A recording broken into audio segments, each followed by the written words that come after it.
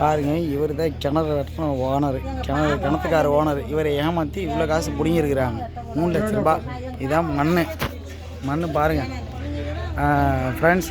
யாராக இருந்தாலுமே சரி, நீங்கள் வந்து இந்த மாதிரி ஒரு ஆளை விட்டு நீங்கள் கிணறு வெட்டணும்னு தயவு செஞ்சு நினைக்காதீங்க. இதுதான் இவ்வளோ மண்ணுக்கு 3 லட்ச ரூபாய். சரிங்களா? ஆளுங்க பார்த்துங்க, இந்த மாதிரி தான் ஆளுங்க இந்த மாதிரி தான் இருப்பாங்க. பார்த்துக்குங்க. பேசுகிறதுக்கு இந்த மாதிரி ஆளுங்கெல்லாம் வருவாங்க. நீங்கள் தயவு செஞ்சு கொஞ்சம் உஷாராக இருங்க. சரிங்களா?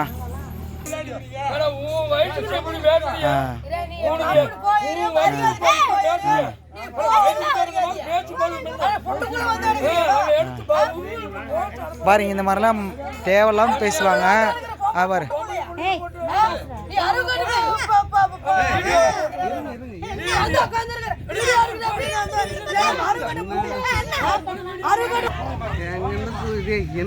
மாமா நீ கம்மன் இருக்கலாம். காசு கொடுத்ததுக்காக ஒரு எவிடன்ஸாவது இருக்கட்டும் மாமா.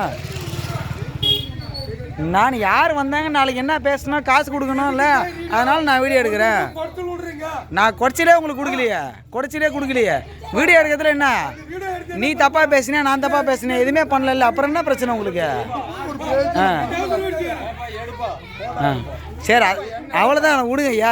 இப்படி போக வேண்டியது தானே. அவனும் ஓவராக பேசிருக்கிறார். அவர் பேசி முடிச்சுட்டு தான் அவளுக்கு இருக்குது. அவளுக்கு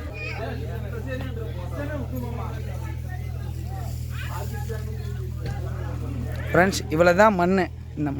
இந்த கல் வாரணத்துக்கு எவ்வளோ காசு கொடுக்கலாம் நீங்களே சொல்லுங்கள்.